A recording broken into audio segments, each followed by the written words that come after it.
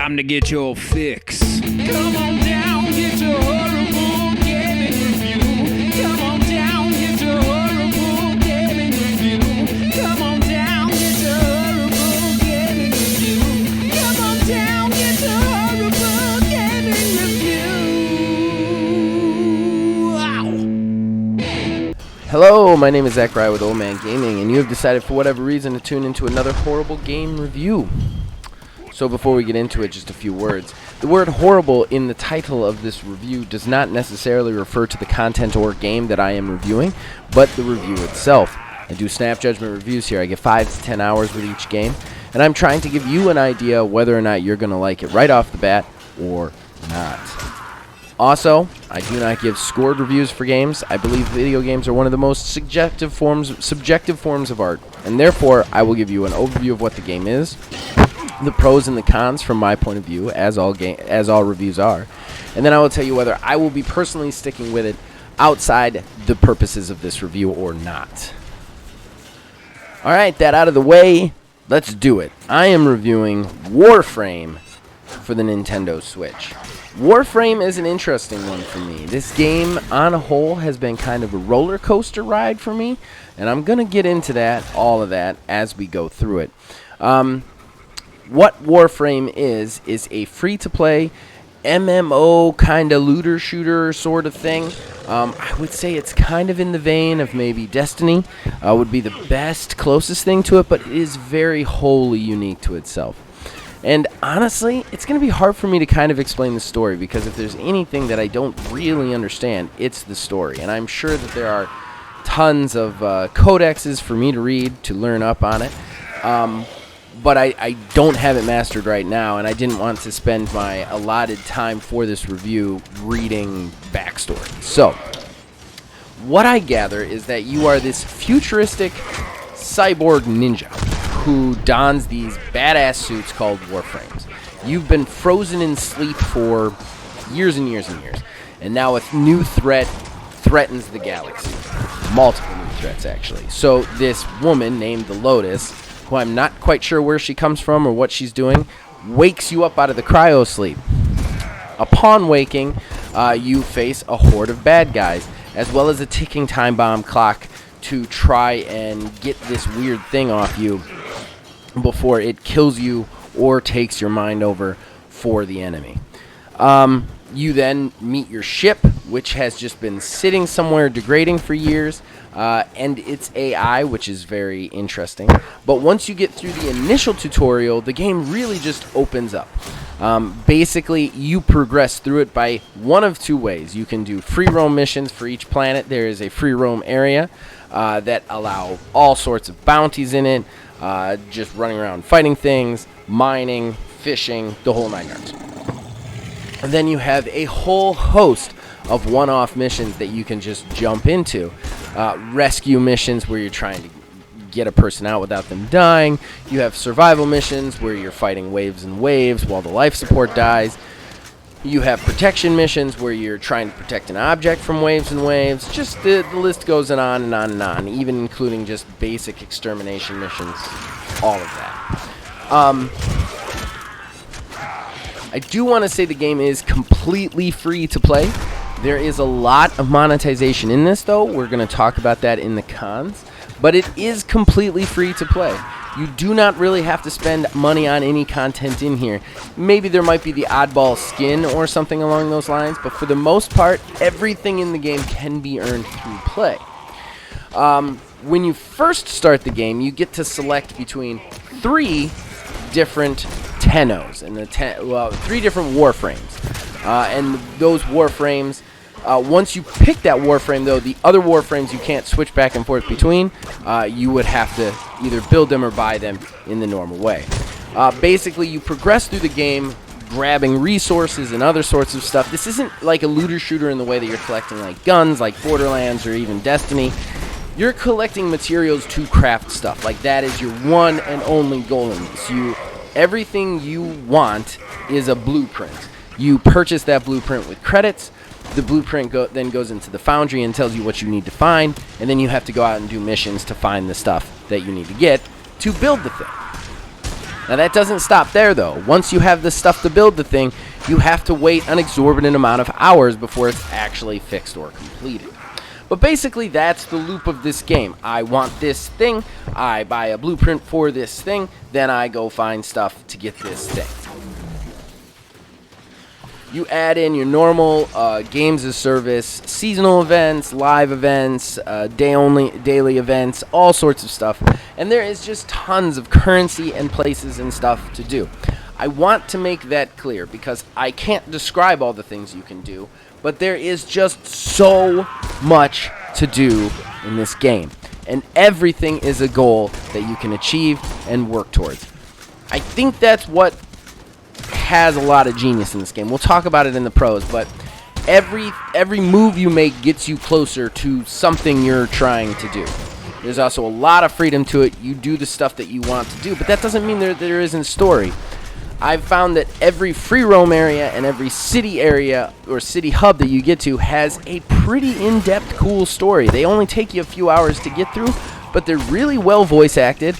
They have some really cool cinematic scenes and stuff to it, and even conversation that you can decide the flow of it. It doesn't really change the outcome of the story, but it still gives you that player player control over it that makes you feel good about it. Now, one thing you will notice is that at the bottom in the review, in parentheses, it'll say Switch there, and that is because I played this game on Switch. Picked it up for Switch because I didn't have anything to play for Switch. It was free on Switch, and I needed something to play on Switch.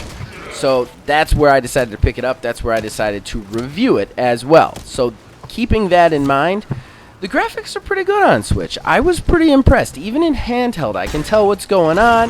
Nothing's too gobbledygook. There's some fuzzy pixelated stuff, but overall, it's an enjoyable experience.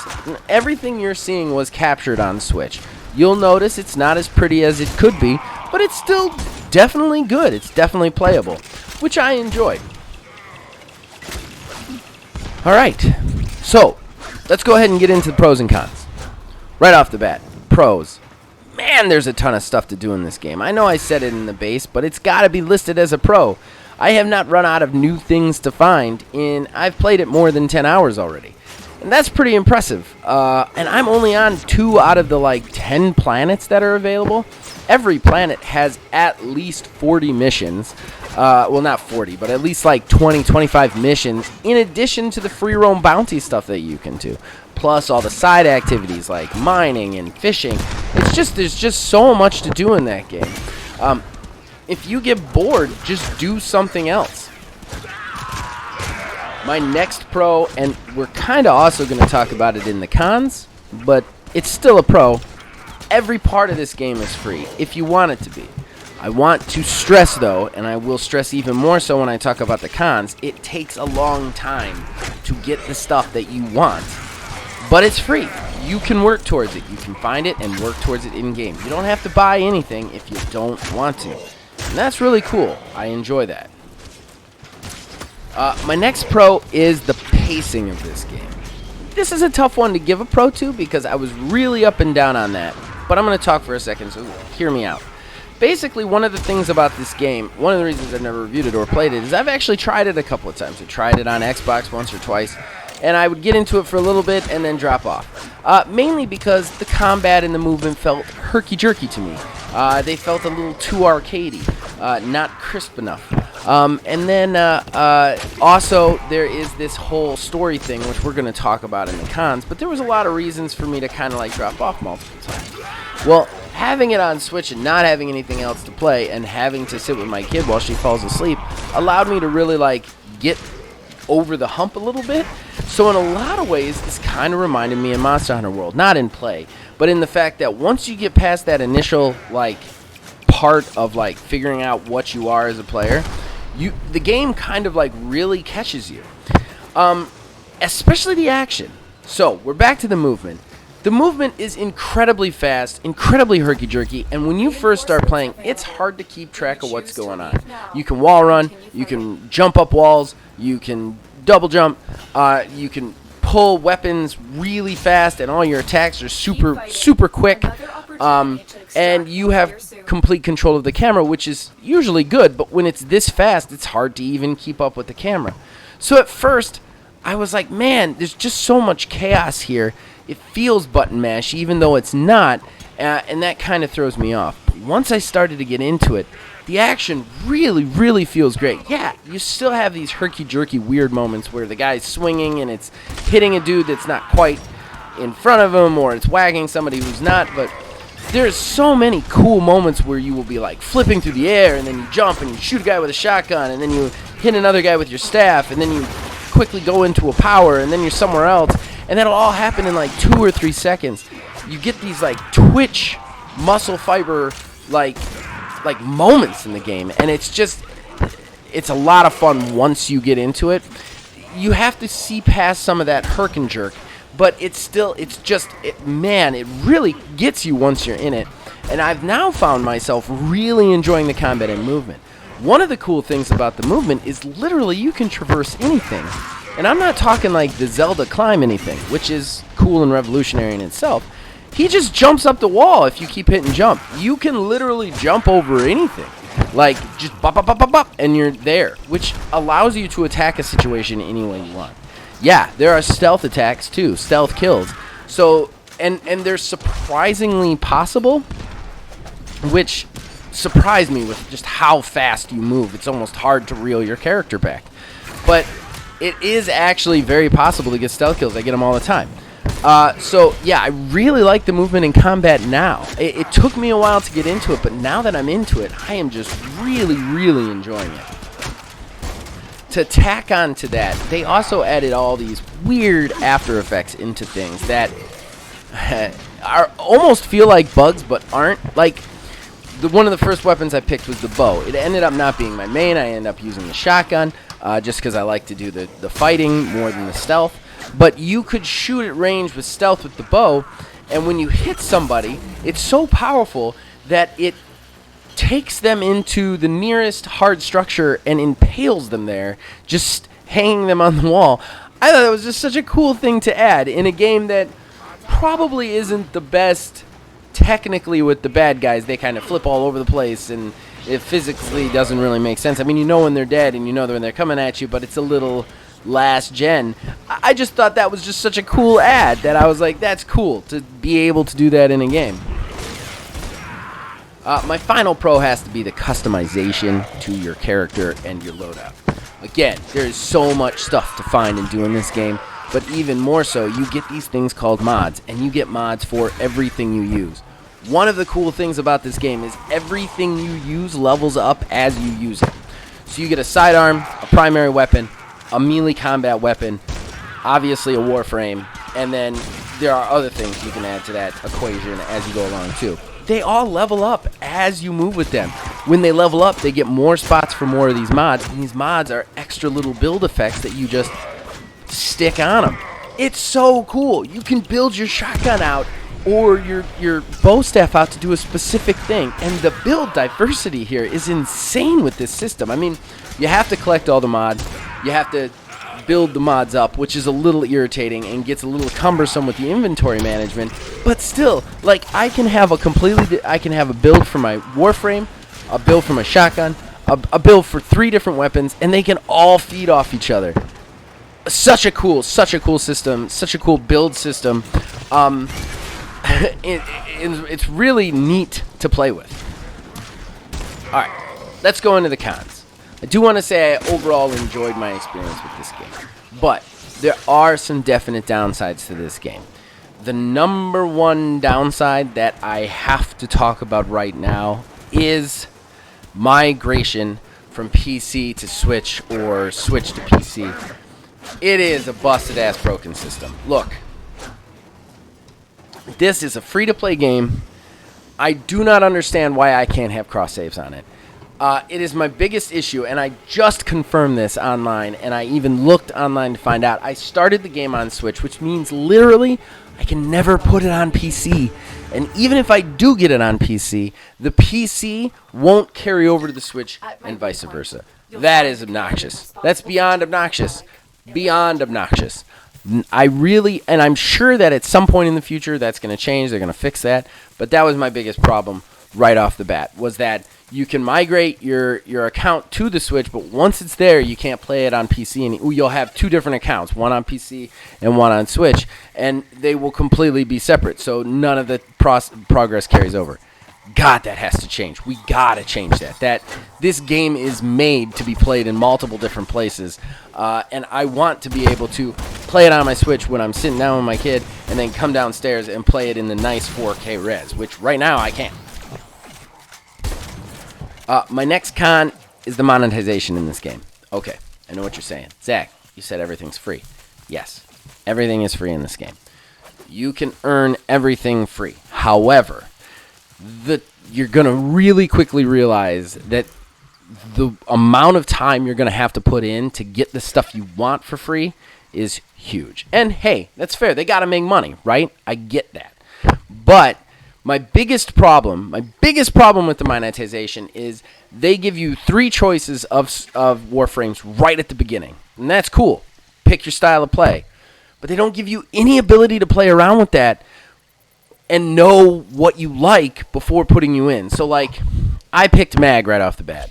I immediately didn't like playing as Mag. It almost killed the experience for me because, I couldn't then just switch back to the Excalibur. You get Excalibur, Volt, or Mag in the beginning. I can't just switch to Excalibur. Excalibur I have to earn in-game or purchase with credits. That's obnoxious. Give me the 3 crap Warframes right off the bat, and let me play back and forth to see which one I like. Like, give me a chance to get used to get an idea of what I want to do. And I know you got to make money. I know you do, but you'll make more money that way because this game has a high barrier to entry right now. Because anybody who picks wrong in the beginning is going to put this game down. They're not going to come back to it. And that's obnoxious. And that hurts your numbers and hurts your players. Like, I did it for the review, I stayed with it, and I actually did spend a small amount of money on this. I spent $9 on a small little pack, which gave me 1 extra Warframe and some platinum to buy the Warframe that I wanted. And when I got the Warframe that I wanted, man, this game was amazing. Like, that was it. I was sold. I'm sold. I'm going to be playing it for a while, not to spoil the whether or not I'm going to stick with it or not. But if I hadn't done that, I would have put this game down again and probably never played it again. And at least on the Nintendo eShop, the Platinum, which is the premium currency, is not cheap. It is very expensive. If you buy the cheapest amount of Platinum, you probably still can't afford some of the Warframes that you would want. Like one of the Warframes that you would want. So that was a little annoying. There was a nice deal on a pack that was I think it was $14, but I had $5 in currency, which brought it down to $9, but that gave me the Warframe and 470 Platinum, which is just enough to buy another Warframe. But they even lock stuff like shaders and other weapons behind this premium currency. Again, you can earn them with blueprints, definitely, but still, right off the bat, you get just what you pick up in the tutorial. That's it. And if you made that choice wrong, you can't fix it. And if you can't fix it, you're going to stop playing. It's not compelling enough to keep you there to play something you hate. Moving on, next con has to be the story. This story is gobbledygook at the highest level of gobbledygook, and they don't give you any real backstory. There are awesome cutscenes everywhere. There's this really cool cutscene when you get to the open world part of Venus where they're all being badasses. You get a base idea of what's going on, but only base. And I'm sure that it's in Codex. I just feel like it would have made me a little bit more attached to everything if I could get a little bit more exposition. I know not everybody loves exposition in games, but, there it is. Okay, so before I get to stick to it, which you guys already heard, I'm going to stick to it. There's one more pro that I wanted to add that I completely forgot in the pros. And that is I got to shout this out because he's amazing. your ship has this AI, and the AI has just been sitting dormant for like up to zillion years. So it's crazy now. So it'll talk like normal and then get all crazy. The voice actor who does this is amazing. Every time it pops up, I'm so excited because I'm going to giggle to myself. And I just got to give that a quick shout out. I absolutely love that AI. More of that AI is great. It's just great. So whether or not I'm going to stick with it, definitely, I'm really enjoying this game. I wish I could play it on my PC, but I'm not going to start over on PC and have 2 games. So until that happens, it's going to be on my Switch, and I'm really enjoying it. I'm going to keep playing it on my Switch. I really like it. I do wish the barrier to entry was a little bit lower. They gave us a little bit more exposition, and the monetization wasn't so overpowering. I get the want to craft stuff, but give us just a couple more options in the beginning so that we can get something we like right off the bat, which will keep us in until we get something we really like.